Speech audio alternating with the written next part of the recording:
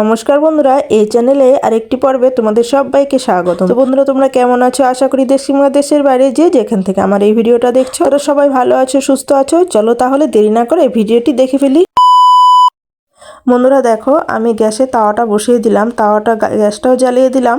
তো দেখো, যখন আমি তালাগুলো কিন্তু আমি এটার মধ্যে দিয়ে দিচ্ছি। এটা কিন্তু আমাদের অনেক পুরনো তালা।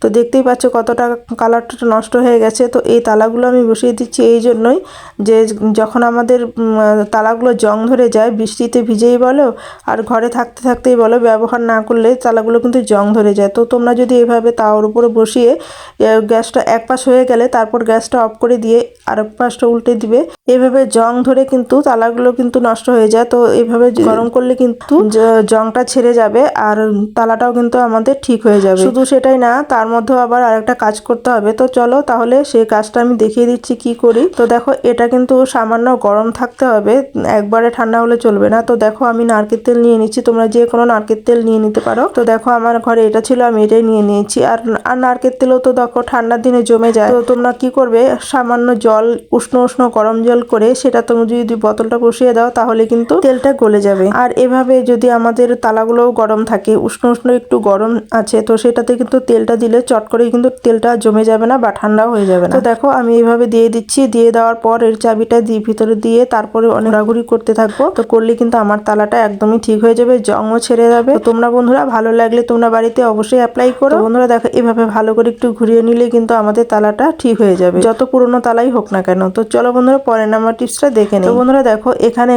আমি মোম নিয়ে নিলাম। আর দেখো, মোম টাকা কিন্তু আমাদের এরকম হয় মাঝে টাকা ছিঁড়ে যায়, ভিজার জন্য ছিঁড়ে যায়, বা কেউ হয়তো দিয়ে দিল বুঝতেই পারলাম না, তাহলে আমাদের ঘরে এরকম টাকা কিন্তু জমে যায়। তো দেখো, ছেঁড়া টাকাও আমরা চট করে ঠিক করতে পারবো। দেখো, এখানে কিন্তু সেলোটেপ লাগালে কি হবে, ওটা কিন্তু দেখা যাবে আর সাদা। এটা কোনো সময় এরকম হয় যে কেউ নিতেও চায় না, সেটা কিন্তু চলে না। তো দেখো, আমি খুব সহজে খুব সুন্দরভাবে মোম দিয়ে তোমাদের দেখিয়ে দিচ্ছি কতটা সুন্দরভাবে জোড়া লেগে যাচ্ছে। তো মোমটা আমি প্রথমে একটু ধরিয়ে নিলাম, তারপর মোমটা নিভে গরমে যেখানে ছিঁড়েছে সেখানে একটু ডলে নিলেই কিন্তু জোড়া লেগে যাবে। তো বন্ধুরা দেখো, এখন কিন্তু নানা রকম কালার মোম পাওয়া যায়। তো তোমরা টাকা অনুযায়ী মোম কিনে নিয়ে সেটাকে কিন্তু লাগিয়ে দিতে পারো, তাহলে একদমই বোঝা যাবে না। আর দেখতেই পাচ্ছ কত সুন্দরভাবে লেগেছে। তো বন্ধুরা, টিপসটি কেমন লেগেছে অবশ্যই কমেন্টে জানিও।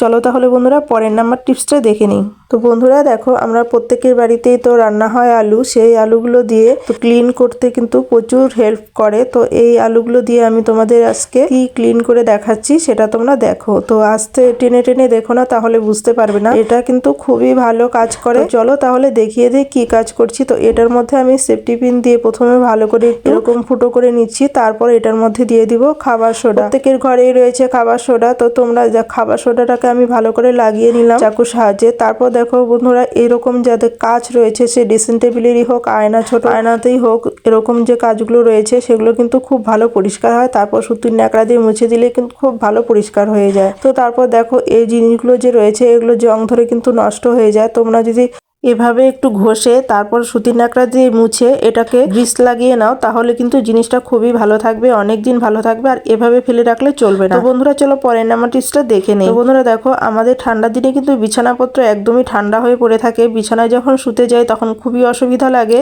বিছানাটা তো গরম হতেই চায় না, আর বাচ্চাদের তো খুবই অসুবিধা। তো তোমরা যদি এভাবে প্রথম শোয়ার আগে যদি এইভাবে বিছানাপত্রগুলো বিছিয়ে রেখে দাও, যেগুলো গায়ে দিবে সেগুলো বিছিয়ে রেখে দাও বালিশ সহ, ঘুমাতে গেলে কোনো রকম অসুবিধা হবে না এবং হাত পা তাড়াতাড়ি গরম হয়ে যাবে। তো টিপসটি কেমন লাগলো অবশ্যই কমেন্টে জানিও। তো বন্ধুরা, চলে এলাম পরের নাম্বার টিপসে। তো বন্ধুরা দেখো, আমরা প্রত্যেকেই গ্যাস ব্যবহার করি এখন, আর গ্যাস ব্যবহার করে না এমন লোক কিন্তু পাওয়াই যায় না। তো গ্যাস ব্যবহার করে যেমন সুবিধা আছে তেমন কিন্তু অসুবিধাটাও আছে। তো বন্ধুরা, এটার কিছু নিয়ম আছে, সেটা কিন্তু সবারই আমাদের মেনে চলা দরকার। আর অনেক সময় এরকমটা হয় যে গ্যাস থেকে আগুন ধরে যাচ্ছে, তো তোমরা কিন্তু ভয় পাবে না, একদমই ঘাবড়ে যাওয়ার কোনো ব্যাপার নেই। তোমাদের প্রত্যেক ঘরেই রয়েছে এই মিক্সি, হাতের কাছে এই মিক্সি জারগুলো থাকে। তো মিক্সি জারগুলো দিয়ে তোমরা কিন্তু চট করে ঢেকে ফেলবে।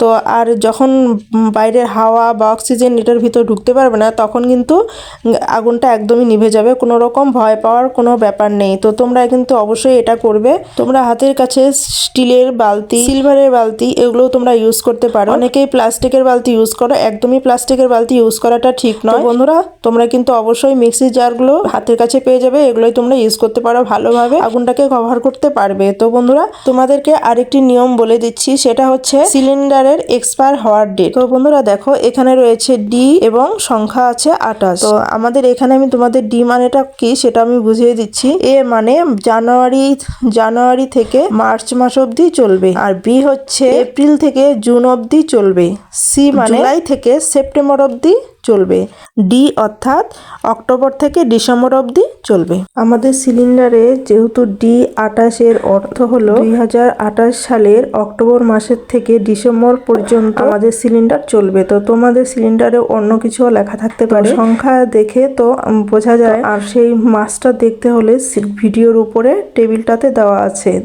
তো বন্ধুরা ভিডিওটি ভালো লাগলে লাইক কমেন্ট শেয়ার করে দিও, আর এই ভিডিওতে যদি কেউ নতুন হয়ে থাকো তাহলে সাবস্ক্রাইব করে পাশে থেকো এরকম নিত্য নতুন ভিডিও পাওয়ার জন্য।